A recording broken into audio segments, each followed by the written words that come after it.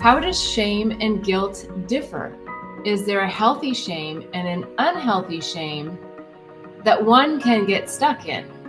There was a book called Healing the Shame That Binds You. Are there some initial steps I can take to help unbind me from the haunting shame that I seem to carry with me all the time? I don't think that I would say there's healthy shame and unhealthy shame. I think they're all programs. They're all programs in our mind about what we're supposed to do and not supposed to do, what's good and what's bad. And vibrationally, you know where your true north is, and you know what is actual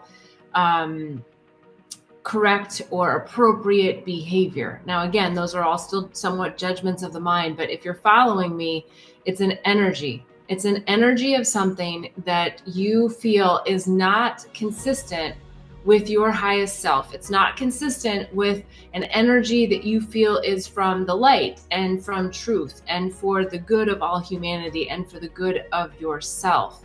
So when you're thinking about shame and guilt, I would definitely get to the core of what this is. And if you feel like you're carrying it all the time, it could be, and maybe you know exactly what this issue is. It's unclear from me, from the question. I'm going to look again here. I'm not sure exactly if you know what that's from or not, but either way, definitely get into what is the core issue that's causing the shame and guilt. And it's a judgment that you have on yourself, and it may be an appropriate judgment. I'm not familiar with the book you mentioned either, so I can't comment on that, but you need to be able to release this so that you can be in the truth of who you are. So it feels like there's something innately within you that you have perhaps lied about, either to yourself or to others, and that's what's causing shame and guilt. There's a behavior that you've taken on at some point in time, or something you did. It could be 30 years ago. It could be something that you did to someone else that really hurt them. You got to get in there. You got to go deep on it, and you've got to figure out what it is. And once you do, there are steps you can take to heal it. And it's a program of the mind that you want to keep going back to this. So if it's something that you want to go and heal with someone, sometimes we do that with one-on-one, like call them. Sometimes those people are not around. Sometimes we're not in touch with those people. Sometimes those people have passed on, but we're still carrying the shame and guilt. So there's other ways to approach the situation depending upon if that person is still available. But the best thing you can do that kind of covers all of those areas is for you to sit and journal and write and really get into what is it that you're hanging yourself on the cross for? What is it that you are not letting yourself off the hook for? What is it? When you get it written down, then I would ask for you to go to an energetic space in your mind, which means that you're sitting in a meditative type way where you're with your journal and you're asking for support and guidance. And you're asking, how can I resolve this?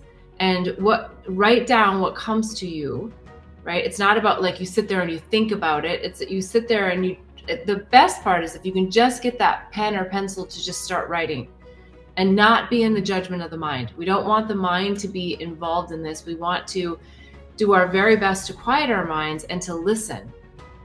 If my higher self, if my guardian angel is right here, what do they have to say to me? And listen, really, really listen to that.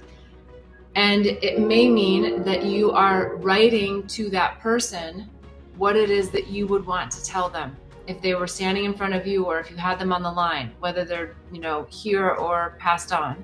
What is it that you would say to them that would help you move beyond? It's very simple a lot of times. It's, I'm sorry.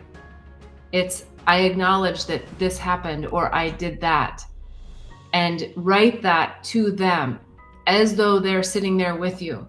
Now, whether you send them something, you call them, that is totally off the table for right now. Just get into the energy and know that you're going to be with you and your higher self and your guides, and you're going to work through what this is. Whether you have the conversation with them or not is not something you need to focus on. And I think even more so, if it helps you, you can also plan to burn the pages that you're writing on. Because a lot of times our mind, I don't want to write that down. What if somebody else sees it?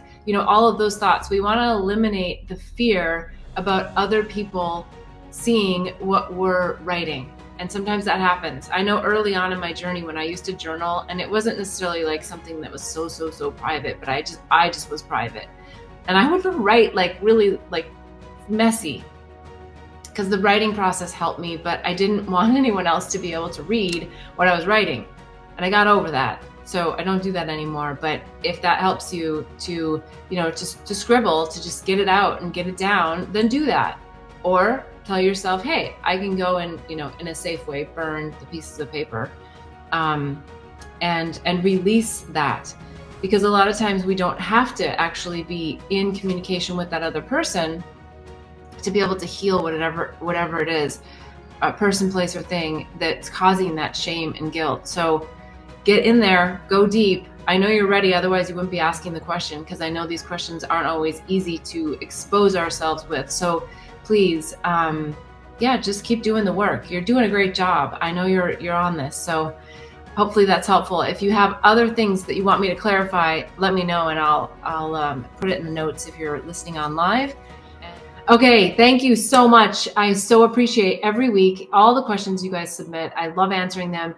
Please go to bethbell.me. There is so many things happening. I'm launching some new pages.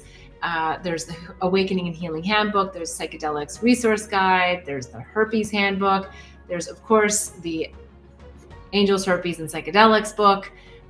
There's the audiobook. So much happening over there. There's also soon, it might already be there, the State of the Heart assessment. You can find out where your heart is and get some tips, tools, techniques, how to overcome or to get back to a whole heart.